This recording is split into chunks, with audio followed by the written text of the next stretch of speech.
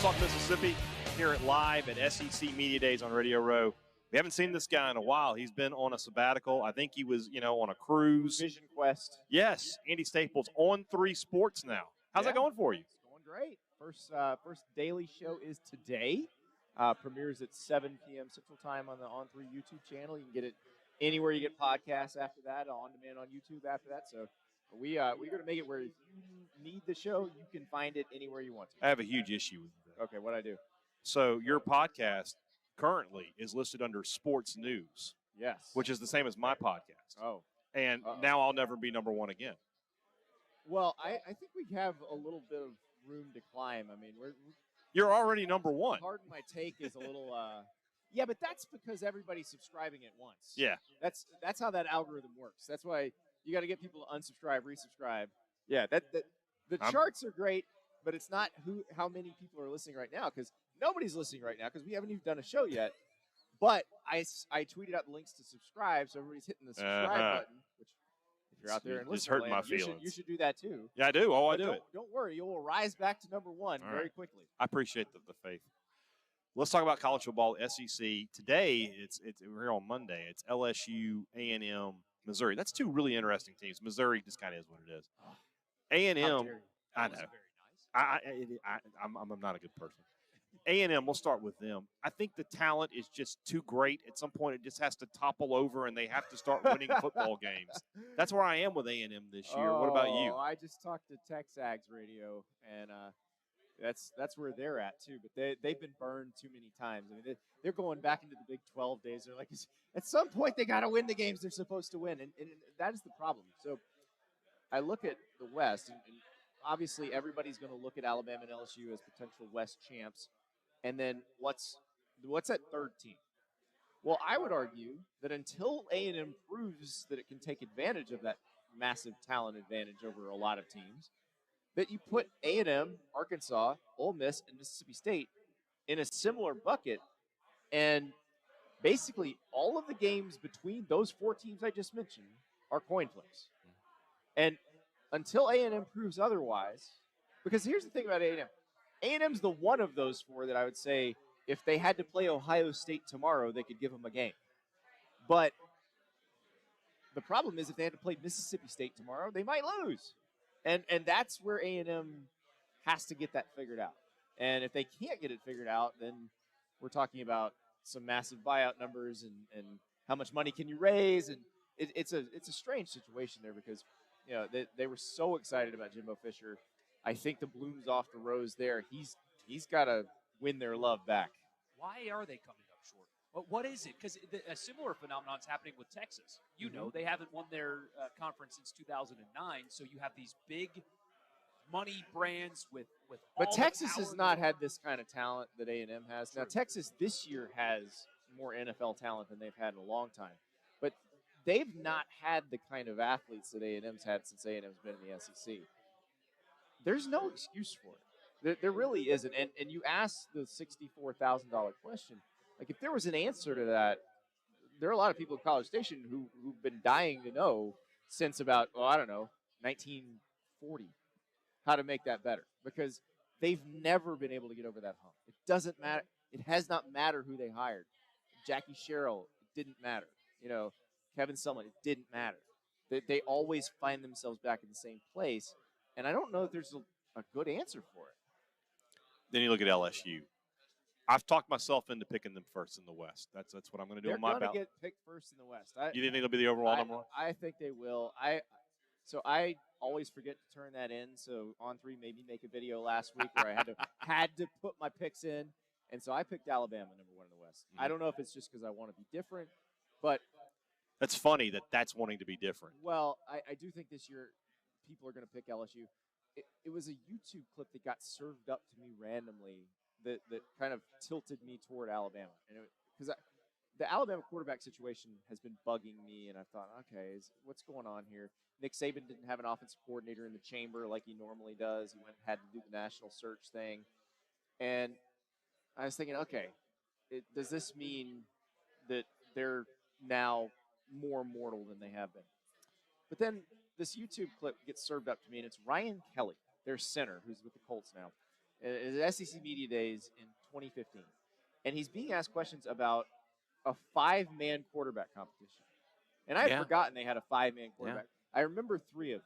I can't remember the other 2. If anybody in listener land remembers the other 2, great. But Jake Coker, who wound up the starter for most of the season, Cooper Bateman, who started the Ole Miss game and got replaced by Jake Coker, Blake Barnett was on that team. I can't remember the other 2. But that team won the national title. Yeah. That team beat a Deshaun Watson Clemson team and won the national title. They're as loaded, probably defensively, as they were that year. So to say that LSU is going to beat them in a year when LSU has to go to Tuscaloosa, it's asking a lot. And Brian Kelly has been pretty upfront about how he does not feel LSU's depth is quite there yet. And he's talking about LSU's depth as it relates to the Alabamas and the Georgias of the world. And it's not like they had a dominating run a year ago. Not exactly fair because it was year 1, but I mean, we remember the Tennessee game, and they did lose to a bad Texas A&M team at the end of last season. Exactly. Those things happened despite winning the division. Right, and they barely escaped Arkansas. Harold Perkins saved their butts in Arkansas. So it is very interesting in the West, and probably more interesting than people realize, because it does feel like teams are closer. And we'll see. Like Tennessee beat Alabama last year. Can Tennessee go to Tuscaloosa and beat Alabama this year? I don't know. I mean, I would think that Tennessee maybe takes a little bit of a step back because they lost not just Hendon Hooker, because I think Joe Milton could be a pretty good replacement for him, but Darnell Wright, the first-round offensive tackle, like they haven't had a ton of those lately. Like they don't really grow on trees. One of the things I've said a bunch this offseason is with Mississippi State that if Mike Leach were still here, and this was year 4 for Will Rogers in the air raid and all of the things were the same, that they would be getting a lot more buzz right now as a potential, not a dark horse in the West, but, a team that could be a top 20 team, top 15 team. And with Arnett, there's just so much unknown. How much do you know about Zach Arnett, and what do you like about him? Well, I like him a lot. He's a Rocky Long guy, which at a 3-3-5 place like Mississippi State is a good thing to be. And I like that they have an old defense. I mean, I remember talking to Mike Leach about this last year, how old they were on defense, and it's the same guys, because they were guys that there are NFL guys on that defense. They're not necessarily first, second round NFL guys. So with NIL and everything else, maybe another year in college is the way to go. But I remember talking about how old Jet Johnson and Jaden Crumedy and those guys were last year, and here they're still here. Like, so, and I remember being in college, and so I was a late birthday, so I started college at 17, and I remember that first few practices going against guys that were like 22, 23 years old, and you're like, oh my God, these are grown-ass men. And I think there is a huge difference when you have to play somebody like that. And that's what Mississippi State can send up against your offensive line every week. And I think that matters. And with Ole Miss, I think the quarterback controversy idea is very overblown. Oh, I think it's Jackson Dart, man. Yeah, it's all Dart. And then with Judkins, 2 great pieces to build around. But offensively, receivers, they have a lot of questions there. Defensively, still a lot of questions. The Rebels right now, what do you think of? I think it's going to be built around the run game. And look, Lane Kiffin picked that offense because of what you can do in the run game. Everybody thinks, it's this wide open thing. He just wants to chuck it around. That's not what he wants to do. Yeah. He would if he could run for 400 yards a game on you, he would do it. Mm-hmm. So I think if Dart is better, and that offensive line, it's interesting because they've done so much out of the portal, but that offensive line is somewhat homegrown. And they've got some guys that were young last year that they were putting into bigger roles.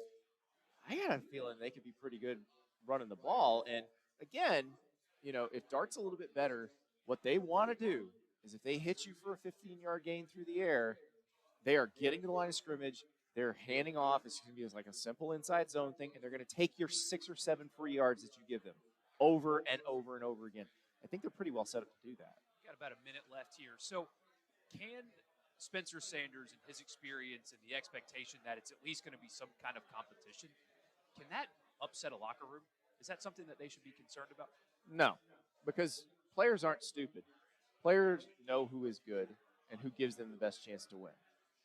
They're going to, as long as the quarterback who gets chosen is the one who gives them the best chance to win, they will respect the decision because that's all they want to do.